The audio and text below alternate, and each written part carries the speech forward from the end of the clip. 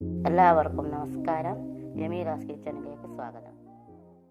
ഉണ്ടാക്കാൻ പോകുന്നത് സ്പോഞ്ച് കേക്കാണ്. മുട്ട വെച്ചിട്ടുള്ള ഒരു കേക്കാണ്. നമ്മളുടെ വീട്ടിലുള്ള പാത്രങ്ങൾ വെച്ചിട്ട് അടുപ്പത്തു നിന്നാണ് ഉണ്ടാക്കുന്നത്. ഓവനും ബീറ്ററും ഒന്നും ഇല്ലാതെയാണ് ഞാൻ ഉണ്ടാക്കുന്നത്. എൻ്റെ വീട്ടിൽ അതൊന്നും ഇല്ലതാനും. പിന്നെ എൻ്റെ ചാനൽ ആദ്യമായിട്ട് കാണുന്നവരാണെങ്കിൽ സബ്സ്ക്രൈബ് ചെയ്യുക, തൊട്ടടുത്തുള്ള ബെല്ലൈക്കൻ അമർത്തുക. ഇനി നമുക്ക് വീഡിയോയിലോട്ടേക്ക് പോകാം. അതിന് വേണ്ട ചേരുവകൾ എന്തെല്ലാമെന്ന് നോക്കാം. മൈദ, ഷുഗർ പൊടിച്ച് വെച്ചത് 1 കപ്പ് മൈദയാണ് എടുത്തിരിക്കുന്നത്. 1 നുള്ളു ഉപ്പ്, 1 teaspoon baking soda, 1/2 teaspoon baking powder, 4 മുട്ട, വാനില എസൻസ്. ഇനി നമുക്കിതിലേക്ക് മൈദയും പിന്നെ ബേക്കിംഗ് സോഡയും ബേക്കിംഗ് പൗഡറും ഉപ്പും ഇതിലിട്ട് കൊടുത്ത് 2-3 പ്രാവശ്യം അരിച്ചെടുക്കാം.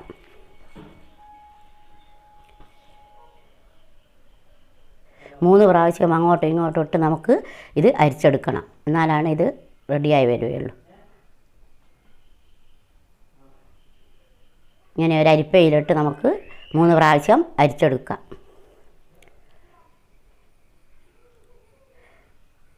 ഇത് ഓവനും ബീറ്ററൊന്നും ഇല്ലാത്തവർക്കും നമുക്ക് വീട്ടിലുള്ള പാത്രം വെച്ച് തന്നെ ഉണ്ടാക്കാൻ പറ്റുന്ന ഒരു കേക്കാണ്. ഇത് നമുക്ക് എന്നും 2 പ്രാവശ്യം കൂടി അരിച്ചെടുക്കണം.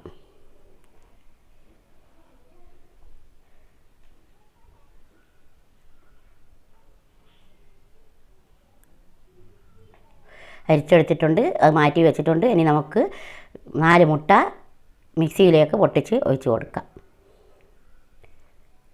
ഇത് അടിച്ചെടുക്കാം. ഇനി അത് അടിച്ചെടുത്ത് അതിലേക്ക് ഷുഗറും കൂടിയിട്ട് വീണ്ടും അടിച്ചെടുക്കാം. 1/2 കപ്പ് ഷുഗർ പൊടിച്ചതാണ് ഞാൻ എടുത്തിരിക്കുന്നത്. 1 കപ്പിന് 1/2 കപ്പ് ഷുഗർ പൊടിച്ചതാണ് വേണ്ടത്. ഇനി ഷുഗറും അടിച്ചെടുത്തിട്ടുണ്ട്. അതിലേക്ക് 1 ടീസ്പൂൺ വാനില എസൻസ് വെച്ച് കൊടുക്കാം. ഇനി ഒന്നും കൂടി അടിച്ചെടുക്കാം. ഇനി അത് അടിച്ചെടുത്തതിലേക്ക് 4 ടേബിൾ സ്പൂൺ സൺഫ്ലവർ ഓയിൽ ഒഴിച്ച് കൊടുക്കാം. എന്നിട്ട് വീണ്ടും നമുക്കിത് അടിച്ചെടുക്കാം. 4 ടേബിൾ സ്പൂണാണ് ഞാൻ ഒഴിച്ച് കൊടുക്കുന്നത്. അത് ഒഴിച്ചിട്ട് നമുക്ക് ഒന്നും കൂടി ഇത് അടിച്ചെടുക്കാം. ഇത് അടിച്ചെടുത്ത് ഇത് നമുക്ക് ഒരു ബൗളിലേക്ക് ഒഴിച്ച് കൊടുക്കാം. ഇനി ഇതിലേക്ക് നമ്മൾ നേരത്തെ അരിച്ച് വെച്ച മൈദ കുറേശ്ശെ ഇട്ട് കുഴച്ചെടുക്കുക, ചേർത്തെടുക്കുക. ഒന്നായിട്ടിട്ട് കൊടുക്കറ്, കുറേശ്ശെ ഇങ്ങനെ ഇട്ട് നമുക്ക് അത് റെഡിയാക്കിയെടുക്കാം. കുറച്ചിട്ടിട്ട് അത് യോജിപ്പിച്ചെടുക്കുമ്പോൾ വീണ്ടും ഇട്ട് കൊടുത്താൽ മതി.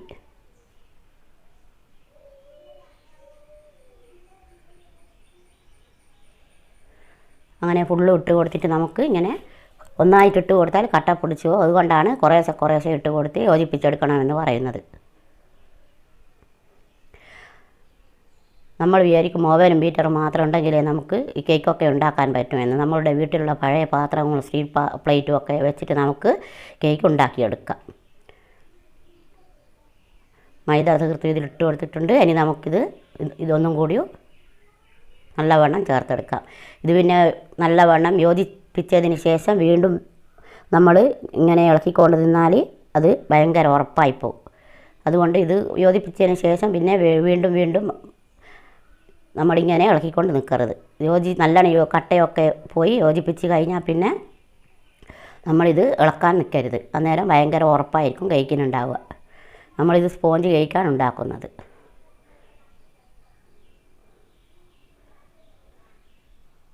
ഞാനിത് കുറേശ്ശെ ആക്കി ഇട്ടിട്ട് ഇളക്കിക്കൊണ്ട് വരുന്നതാണ്. ഒന്നായിട്ടിട്ടാൽ കട്ട പിടിച്ച് പോകുന്നതിന് വേണ്ടിയിട്ടാണ് ഞാൻ കുറേശ്ശെ ഇട്ട് കൊടുക്കുന്നത്. ഇത് അഥവാ നമ്മൾക്ക് ഇത് കട്ടി കൂടിപ്പോയി തോന്നുകയാണെങ്കിൽ നമ്മൾ അല്പം ഇളം ചൂടുള്ള പാലൊഴിച്ച് കൊടുത്താൽ മതി. ഇത് റെഡിയാണ്. കട്ടിയെങ്കിൽ ഒന്നും ഒഴിക്കുകയൊന്നും വേണ്ട, അങ്ങനെ തന്നെ പാത്രത്തിൽ ഒഴിച്ചാൽ മതി.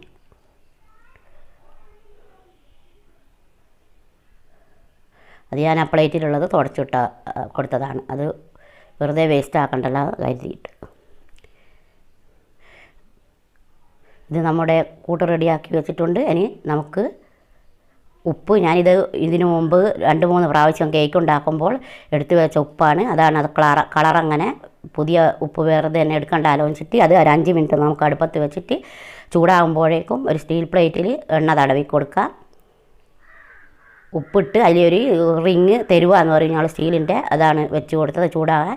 ഇനി ഇത് ഞാൻ ബട്ടർ പേപ്പർ വീട്ടിലുള്ള A4 ഷീറ്റ്, കുട്ടികൾ എഴുതുന്ന A4 ഷീറ്റ് എടുത്തിട്ട് പ്ലേറ്റിന് കണക്കായി മുറിച്ചിട്ട് എണ്ണ തടവി കൊടുക്കുന്നതാണ്. ഇങ്ങനെ എണ്ണ തടവി കൊടുത്താൽ മതി. ബട്ടർ പേപ്പർ വാങ്ങുമൊന്നും വേണ്ട. ഞാനിങ്ങനെയാണ് എടുക്കൽ. ഇനി ഇതിലേക്ക് നമുക്ക് ആ കൂട്ട് ഒഴിച്ച് കൊടുത്താൽ മതി. ഇത് അടിയിൽ പറ്റി പിടിക്കുന്നതിനാണ് ഞാനിതിങ്ങനെ വെച്ച് കൊടുത്തത്. ഈ ബട്ടർ പേപ്പറിൻ്റെ അകത്ത് നമ്മുടെ കൂട്ട് ഒഴിച്ച് കൊടുത്താൽ മതി.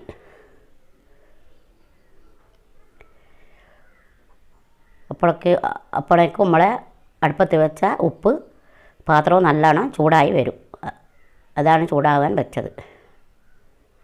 ഇനി നമുക്കിത് പ്ലേറ്റ് ഒന്ന് നല്ലവണ്ണം ഒന്ന് തട്ടിക്കൊടുക്കാം. ഇത് ഫുള്ള് ഒഴിച്ചിട്ട് തട്ടിയില്ലെങ്കിൽ അതിൻ്റെ ഉള്ളിലൊക്കെ ഓരോരോ പൊക്കള പോലെ വരും. അതുകൊണ്ടാണ് നല്ലവണ്ണം തട്ടിക്കൊടുക്കണം എന്ന് പറയുന്നത്.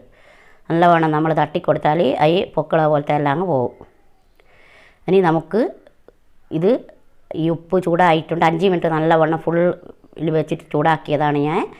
ഇനി നമുക്കിത് നല്ലവണ്ണം മൂടി വെച്ച് കൊടുക്കാം. ഇതിൻ്റെ മുകളിൽ മൂടി വലിപ്പം കനം കുറവാണെങ്കിൽ അടപ്പില്ലെങ്കിൽ കനമുള്ള എന്തെങ്കിലും വെച്ച് എടുത്ത് വെച്ച് കൊടുക്കണം. ഇതിപ്പോൾ ഒരു 20 മിനിറ്റ് കഴിഞ്ഞിട്ടുണ്ട്. റെഡിയായിക്കൊന്ന് ഞാൻ ഒരു ഇറുക്കിൾ വെച്ച് കുത്തി നോക്കിയതാണ്. നമ്മുടെ കേക്ക് റെഡി ആയിട്ടുണ്ട്. 20-25 മിനിറ്റ് ആയി. 20 മിനിറ്റ് കഴിഞ്ഞ് ഞാൻ കുത്തി നോക്കിയാൽ ആയിക്കില്ലേനു. 5 മിനിറ്റും കൂടിയും വെച്ച് 25 മിനിറ്റ് ആയാലാണ് റെഡിയായത്.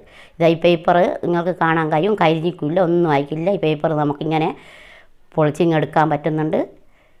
ഇതാണ് ഞാനൊരു വീതിയുള്ള പേപ്പറിൽ പ്ലേറ്റ് പാർന്നത് കൊണ്ടാണ് കനം കുറവ്. അതാണ് പെട്ടെന്ന് വെന്ത് കിട്ടിയത്. നിങ്ങൾ ഇതിലും കനം കൂടുതലുള്ള പ്ലേറ്റിലാവായിരുന്നെങ്കിൽ ഒരു 25 മിനിറ്റ് കൊണ്ടൊന്നും വെന്ത് കിട്ടൂല. അതിനനുസരിച്ചിട്ടാണ് സമയം പിടിക്കുക. നല്ല സ്പോഞ്ച് കേക്കാണ്. ഇത് നിങ്ങൾക്ക് കാണുമ്പോൾ തന്നെ അറിയാം. നല്ല സ്പോഞ്ച് കേക്കാണ്. നല്ല ടേസ്റ്റുള്ള കേക്കാണിത്. ഇത് സമയം ഓരോരുത്തർ കനം കൂടുതലുണ്ടാക്കുമ്പോൾ അതിനനുസരിച്ച് സമയം പിടിക്കും. കനം കുറച്ചാണെങ്കിൽ അതിലും കുറവായിരിക്കും സമയം. അതാണ് സമയം പറയാൻ പറ്റാത്തത്. ഇനി ഷെയർ ചെയ്യുക, ലൈക്ക് ചെയ്യുക, കമൻറ്റ് ചെയ്യുക. പുതിയൊരു വീഡിയോയുമായി നമുക്ക് വീണ്ടും കാണും വരെ ബൈ.